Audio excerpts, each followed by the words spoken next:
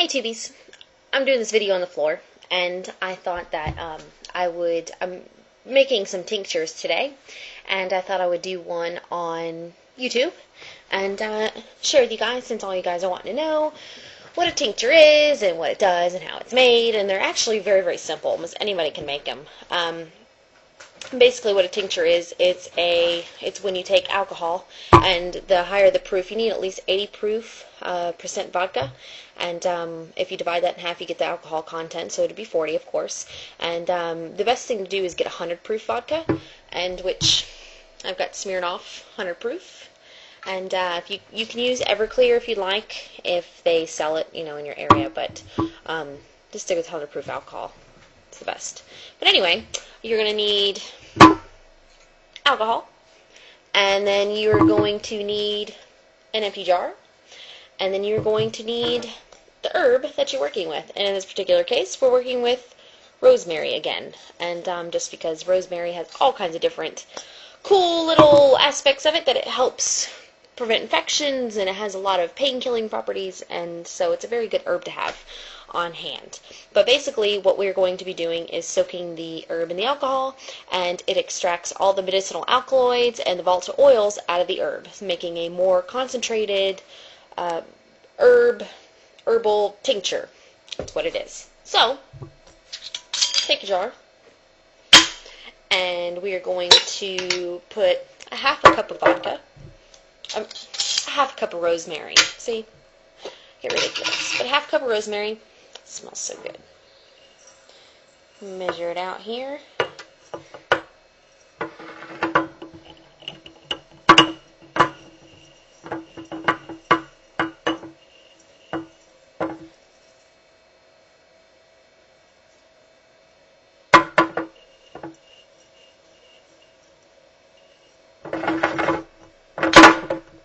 Awesome.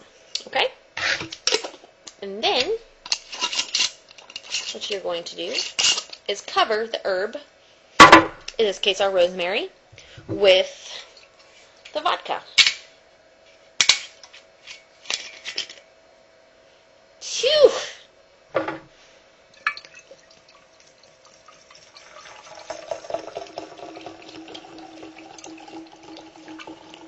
Fill it up to about where it's about 2 cups.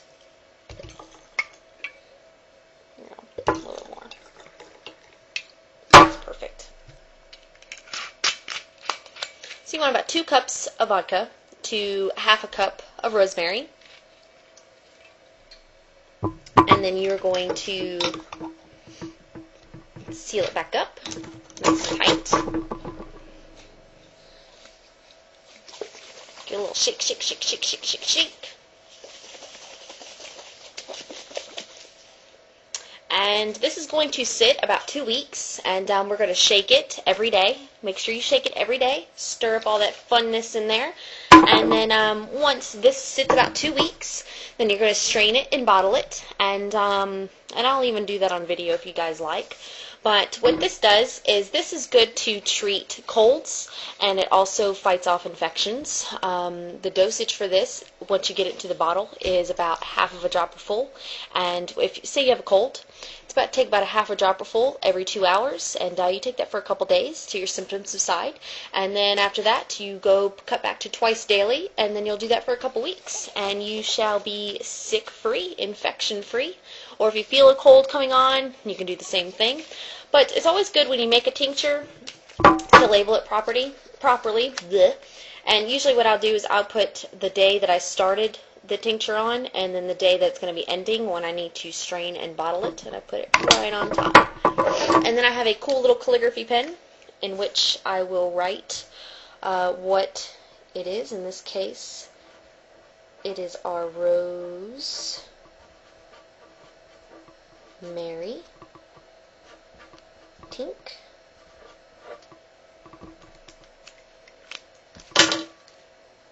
Rosemary. And we'll put it on the bottle.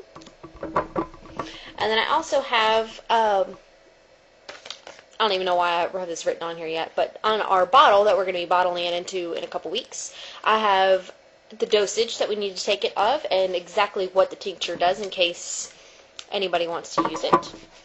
And yeah, so that's that. That's how you make a tincture, and I'll show you the rest of the process when it gets done. Other ones that I have going on right now, I have earache relief. This is a good, handy one to have around the house because, as you know, some people know that kids get earaches quite often, or other, adults and such, but Skylar gets them quite a bit. And so it's always good to have a relief on hand. In this case, this one is olive oil, extra virgin olive oil, and mullein leaf. Mullein leaf is great. The only thing is if you get it on your skin, it's quite itchy. It's almost like fiberglass, but it's not fiberglass. It gets you pretty itchy. This one here is a wound wash.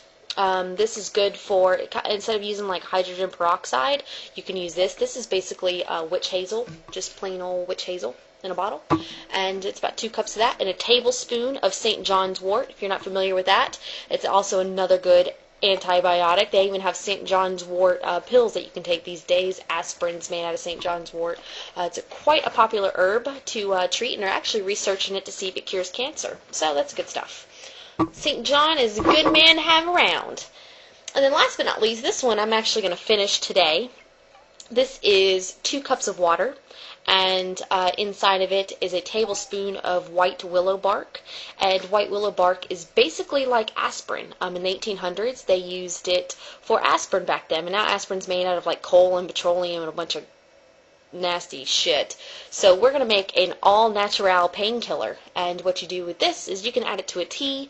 You can sip it slowly. It only takes only takes a quarter of a cup for the dosage, and like I said, you can add it to a juice, anything. If you do not like the taste of it, it kind of tastes kind of funky, but it's a great pain reliever if you have a headache, sore muscles, back spasms, anything like that. So this is a good handy one to have around, and I'm going to go downstairs and boil this one and get ready to strain and bottle it.